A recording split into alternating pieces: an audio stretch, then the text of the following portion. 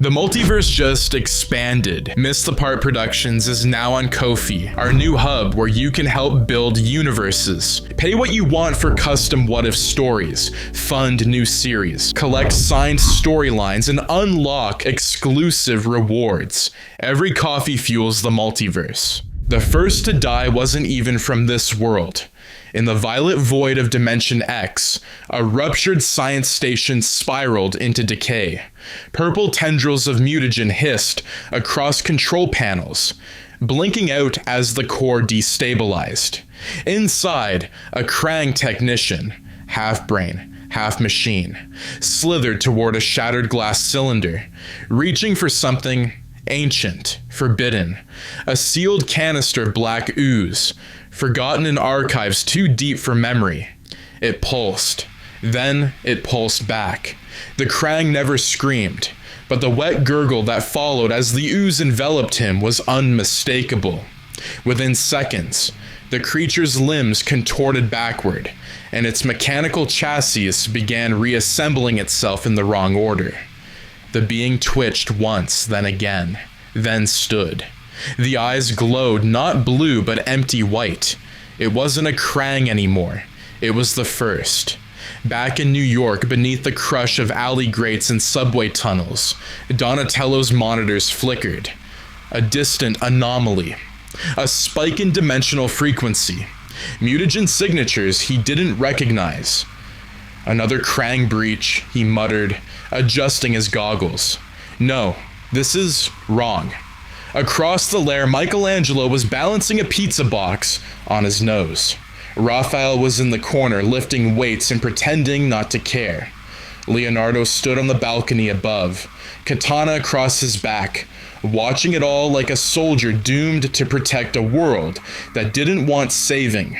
And then came the first tremor. Distant, a hum beneath the stone.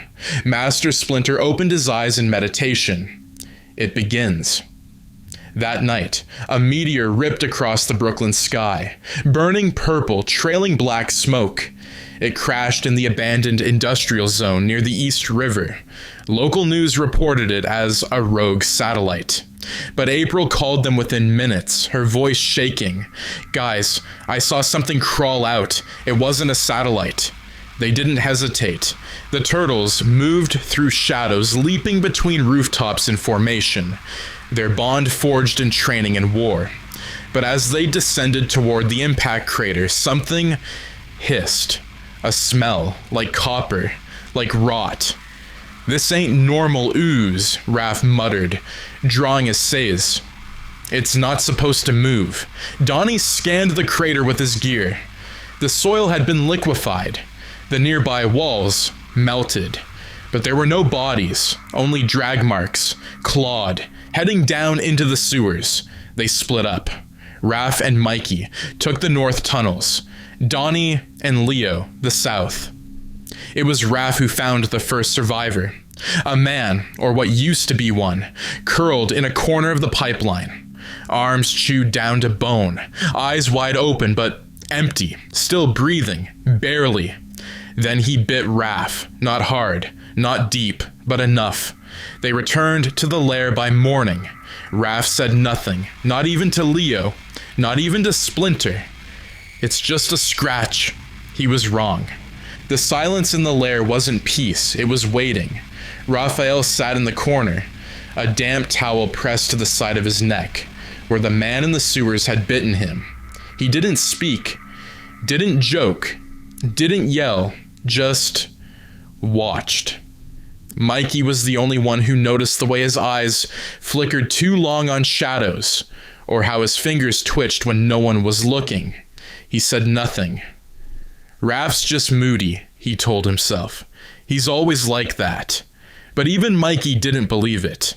Above ground, the city started changing. Reports of people acting strange. A fire escape collapsed near Midtown. No survivors. Subways rerouted due to maintenance. The news anchors stopped smiling. Then they stopped showing up at all. April texted Donnie cryptic warnings from an old contact in Baxter Stockman's lab. Mutagen contamination, mental deterioration, don't touch the source. Run. The crying ship was never recovered, only the crater. Splinter stood in front of the empty meditation shrine. The candles had all gone out. He ran his claw over the tatami mat, as if searching for something lost years ago. He already knew. One of you is no longer whole, he said softly, but the others must not know. That night, Leo found Raph sitting on the edge of the balcony, staring down at the underground reservoir like he was watching the future drown. You ever wonder what it'd be like, Raph muttered, if we didn't come out of the ooze? Leo stayed quiet. Would we still be brothers? Would I still be angry all the time? Or would I be someone else? Leo sat next to him. You're not angry, Raph. You're scared. Raph didn't argue. For the first time in years, then came the breach. Donnie's perimeter alarms lit up like a thunderstorm. Multiple hostiles moving underground, erratic patterns. No voices, no signals, just motion. April's last message pinged his comm. The infected are coming. They fought, as they always had, united, quick, a blur of precision and fury in the tunnels.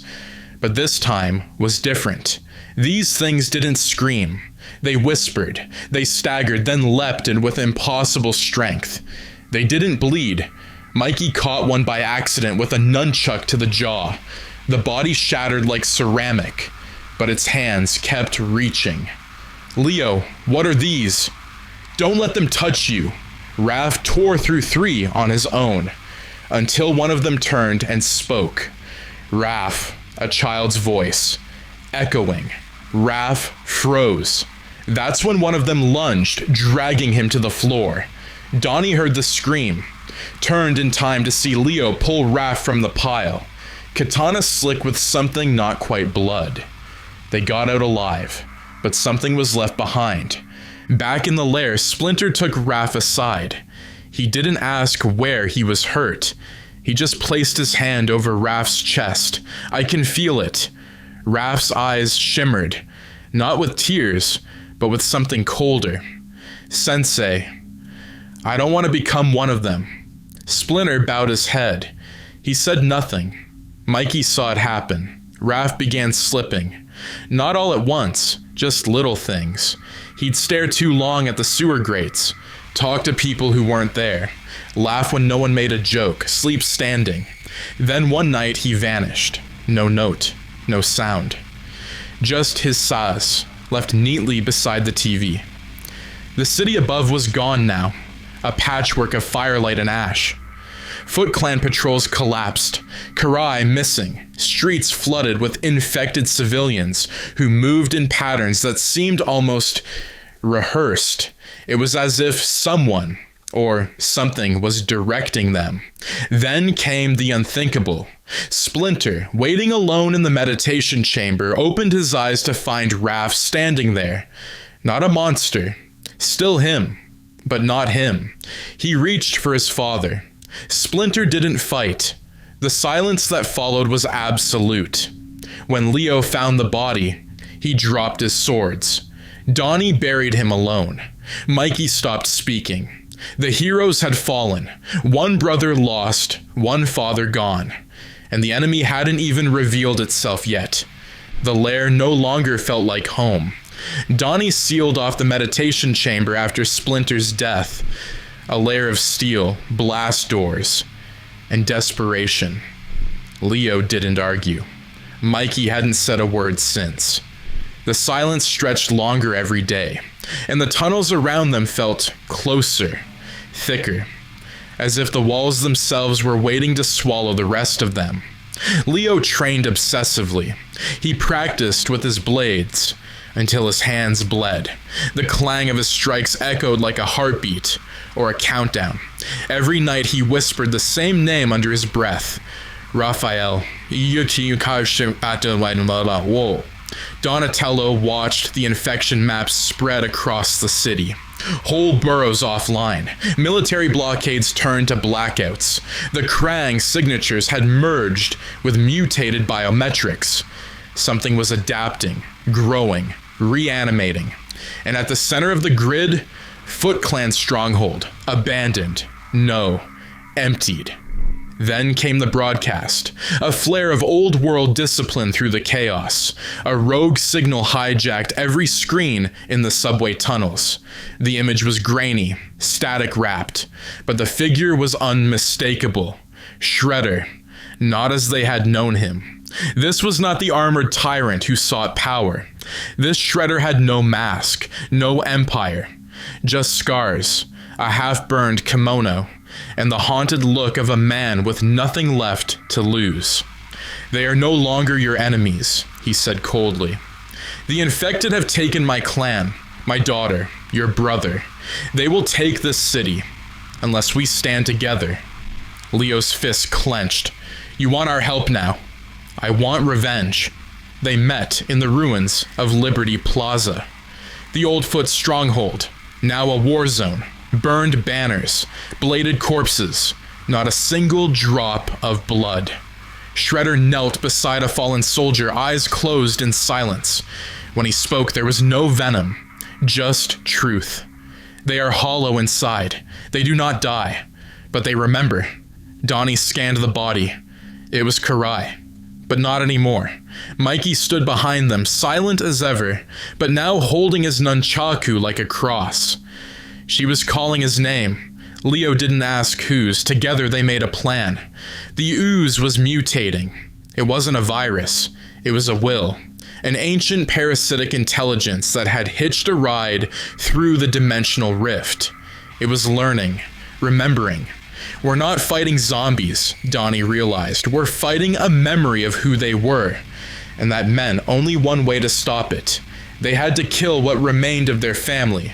Before the ooze rewrote them completely, they fought street by street.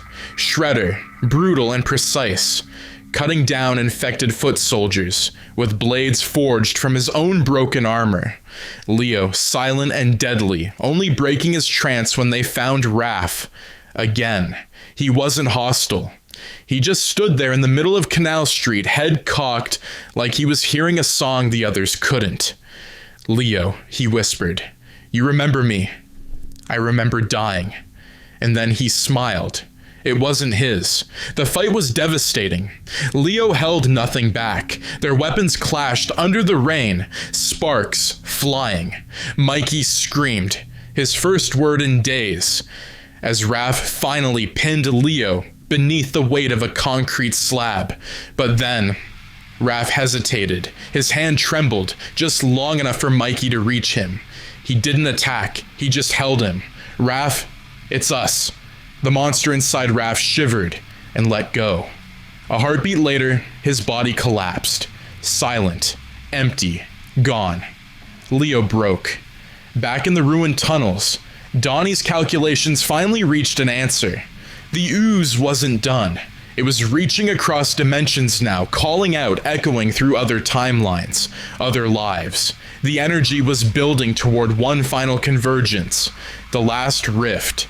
The epicenter, the lair, their home. The city above was hollowed. No sirens, no birds. Just silence, broken only by the whisper of wind through glassless windows. Times Square's lights still flickered, advertising dreams no one watched anymore. The end had come quietly, but not without witnesses. Shredder, Leo, Mikey, and Donatello descended into the heart of the sewer system one last time. Their steps were slow now, heavy. Each hallway they passed bore a memory. A crack in the bricks where Mikey used to rollerblade.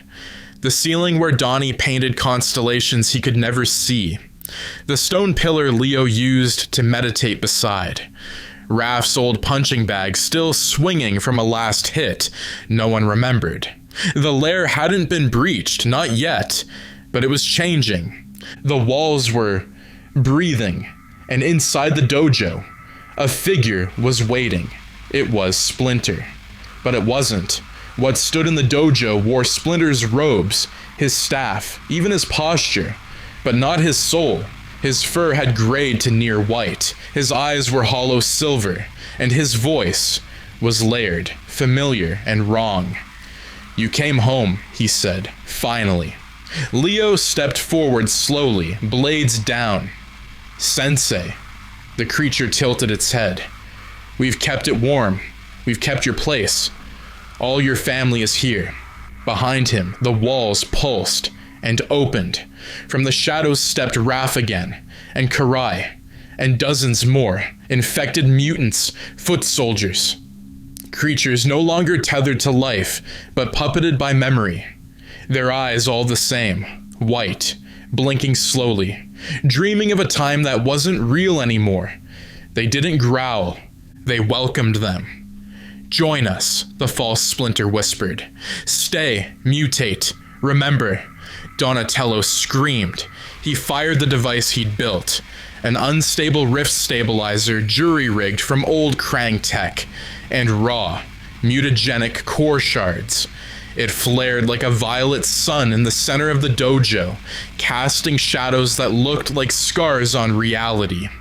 "We can close the rift, end the memory, but it'll take everything." Leo nodded. Shredder stepped forward. "You three escape. I'll hold them here." Leo didn't move. "We're not running," but Mikey, quiet, shaking, grabbed Donnie's arm. "You have to live. Remember us." That's how we break the cycle. Then Mikey did something he hadn't done in days. He smiled and charged. The final moments were chaos. Mikey and Leo fought back to back, blades and nunchaku flashing against waves of memory zombies. Shredder took on Splinter's puppet himself, blade versus staff, until both weapons shattered into the dark. Donatello, screaming through tears, activated the core. "Goodbye," and the lair lit up like a star. New York, 1 year later. The surface had begun to rebuild, slowly, carefully. The mutagen was gone, or dormant. No one really knew. A lone figure in a hoodie stood by the storm drain, where the mystery began. He carried a staff with burn marks along the edge. Around his neck hung 4 turtle-shaped charms, carved from shell. Donatello. He was older now, scarred, but alive. He knelt, whispered into the sewer grate. I kept the memory. Then he walked away. In a far-off universe, another sewer, another lair, another set of shadows, but this one still has 4 voices, laughing, training, arguing, living. And in the corner, unnoticed, a single crack begins to split the wall. Black ooze seeps out, just a drop, and something inside remembers. Raph?